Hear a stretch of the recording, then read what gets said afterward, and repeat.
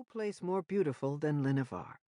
Situated in a more open part of the glen, a few miles west of the bridge, where the river ran more gently, wide, still pools were home to whooper swans and golden eyes, as well as an afternoon drinking spot for the occasional roe deer.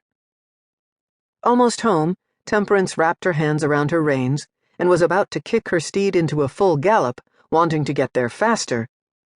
"Meet me in the hall after we set down our goods," her father called out. "I wish to have a word with you about something not pertaining to William." She returned to him. "Something serious?" He shook his head and smiled, then urged her to go. She promised she'd be there, kicked her horse's flanks, and took off across the snow-covered terrain toward home. She rode hard, with the wind snapping at her face. She didn't want to marry William. She didn't want to be a wife if she didn't have to. She wanted to practice archery and lounge around in the pumpkin patch after the day's work, not hurry home to prepare supper for a husband. She loved life and being outside, riding her horse.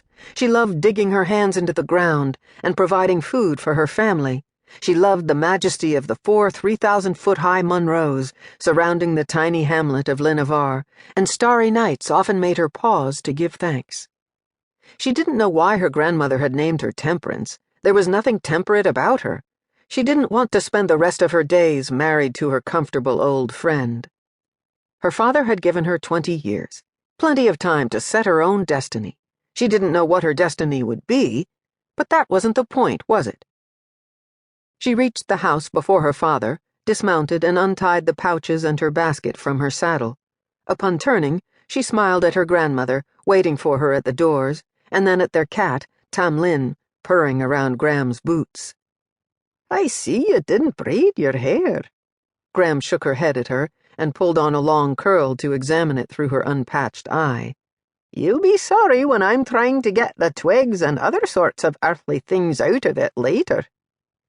Temperance laughed, kissed Graham's cheek, and twirled out of her grasp. Tamlin followed her into the house, wanting to be picked up and being quite vocal about it. "I think I saw Duncan Murdoch snooping about earlier," Graham called to her. "Stay close to the house today."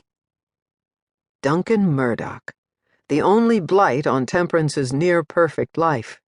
He lived in the castle atop Carn Gorm with his father, the Lord of Glen Lyon, and his accursed mercenaries, the Black Riders.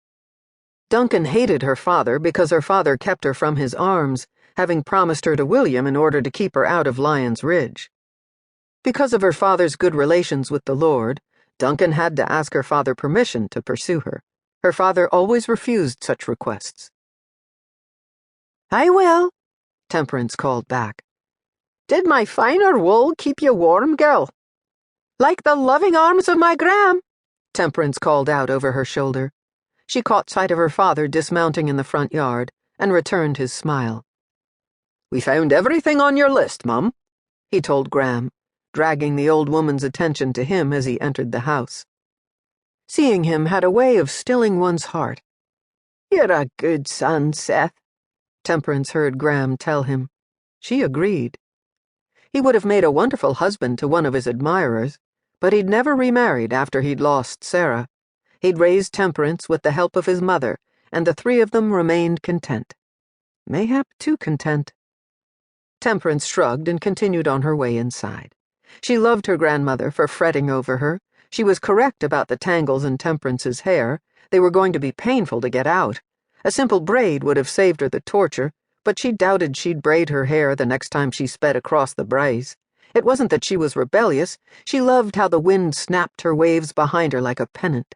And oh, she loved coming home.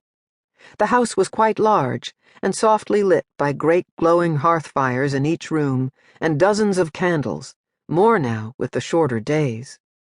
The walls were thin, but lined with heavy colorful tapestries sewn by a younger Graham's skillful fingers. Boughs of evergreen and holly were nailed above the entrance to every room.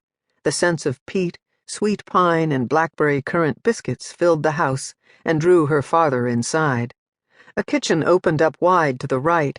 Inside was a huge stone oven, and shelves stacked high with the iron pots and bowls forged by her friend William the Smith's own hand.